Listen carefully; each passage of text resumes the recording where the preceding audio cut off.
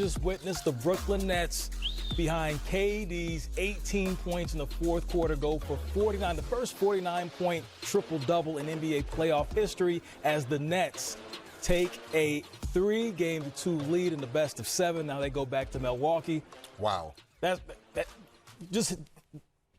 almost speechless. We're sitting there on set watching, and let me be a professional, though, because we're on live television. Coach, just your initial reaction watching KD's performance. Not only did he have the first 49-point playoff triple-double in history, but he played every single minute of the game. We can talk about James Harden momentarily, but let's focus on KD. Your thoughts on his performance? Speechless. I mean, Chuck and I was in the back, Charles Barkley, before the game, and we was talking about, he was saying, in a game like this, if you're Kevin Durant, you already a Hall of Fame, first ballot.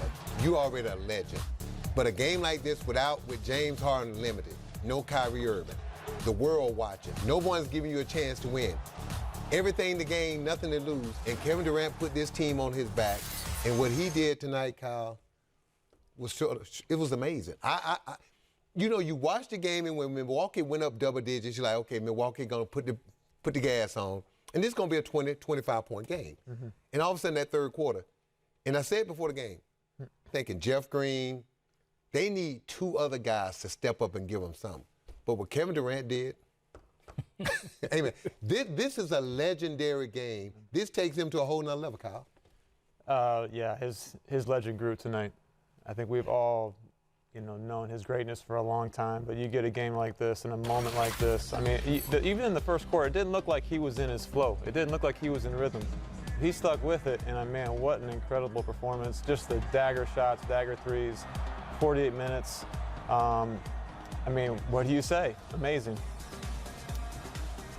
Amazing indeed. Just taking a look at what he did. 40 points, 15 rebounds, 10 assists in a playoff game. All Hall of Famers on that list. We assume Luka is going to have a bright future. KD definitely a first ballot Hall of Famer when it comes down to it. Just an amazing, memorable playoff performance. We're running out of words to describe what KD did tonight. But in the meantime, we can discuss the others because we know Kyrie Irving was out. We know James Harden was essentially playing on one leg. But you have Jeff Green, who started in OKC, well, I should say Seattle with KD back in the day. He comes in and has a playoff career high, 27 in this one. Didn't miss a 3 until the fourth quarter, knocked down his first 7 threes. Just his performance, Coach. Sum up what you saw with him.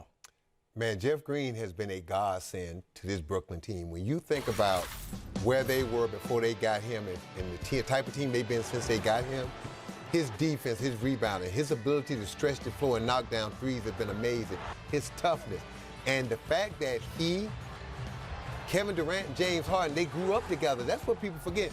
Those 3 guys came into the league together on one team. So they know each other, they like each other, and they trust each other. So Kevin Durant, when he's out there playing with these guys, he understands that these guys got his back, and they're going to give him the space in the room to flow like he did tonight. And just to bring it full circle, when you talk about Kevin Durant, Jeff Green, but then you also bring in James Harden. They all spent time together there in OKC. Kyle, just looking at what James Harden did, playing on that bad leg, was questionable. Then he decided he's going to play. Didn't have the best shooting night, however, still came in and was able to contribute, gives you assists, gives you rebounds, able to set up the offense. Your thoughts on his performance? Well, I first go back to Jeff Green real quick.